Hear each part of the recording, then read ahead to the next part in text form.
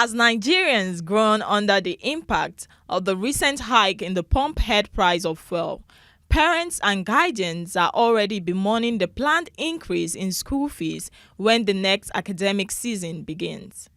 With transport fares and prices of goods and services shooting through the rooftops due to the new price of a litre of fuel, Nigerians who spoke to TrueVision correspondents warned that allowing school fees to run haywire would force many children out of school. In recent changes, some primary and secondary schools in Lagos informed parents and guardians of pupils to prepare for a significant raise in fees when the next academic season begins in September. Similarly, the federal government, through the Federal Ministry of Education, has also announced an upward review of school fees for new students into its secondary schools, otherwise known as Federal Unity Colleges. In its traditional style of providing a voice for the voiceless majority, the TrueVision Cityscope crew hit the streets of Abuja to collate the views of the people. Expectedly, they disagree with the planned increase, which they argue will not only worsen the economic woes, but deny the children of the poor access to education.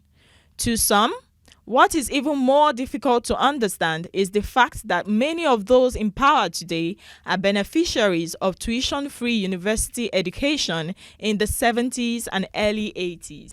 Mr. Emmanuel says it is very painful, especially for parents, because there is no money. He earns 52,000 monthly and has 2 kids, so the money is not even enough for feeding, not to talk of paying school fees at a high rate. Mr. Musa is thinking of taking his children to a public school, but even the public schools are now very expensive. Mrs. Agatha is of the opinion that it is not a good record for the economy. Parents are not finding it easy as the poor increases daily.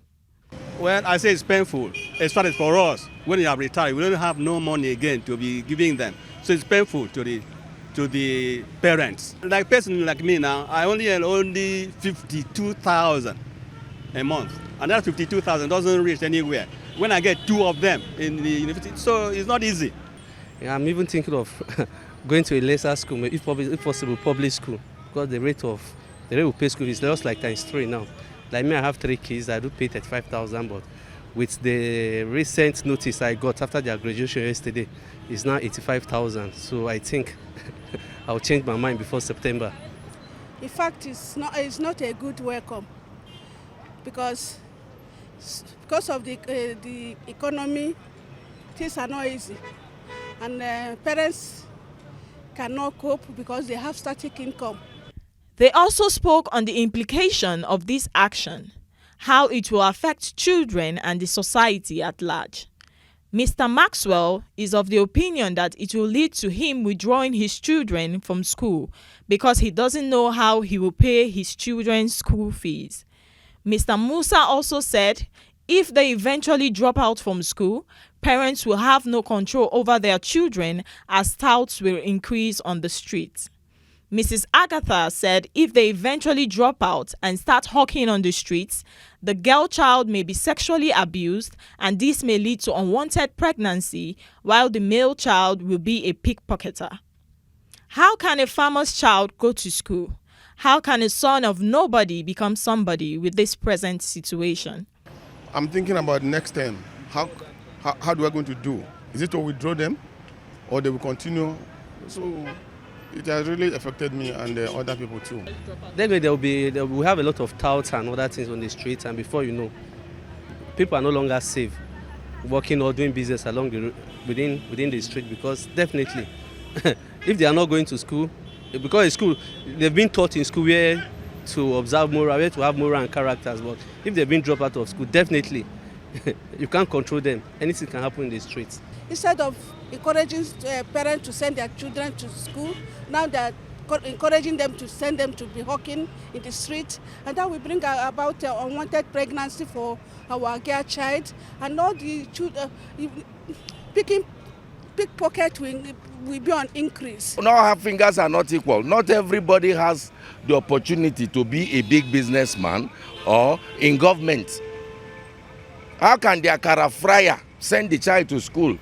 How can the son of nobody become somebody?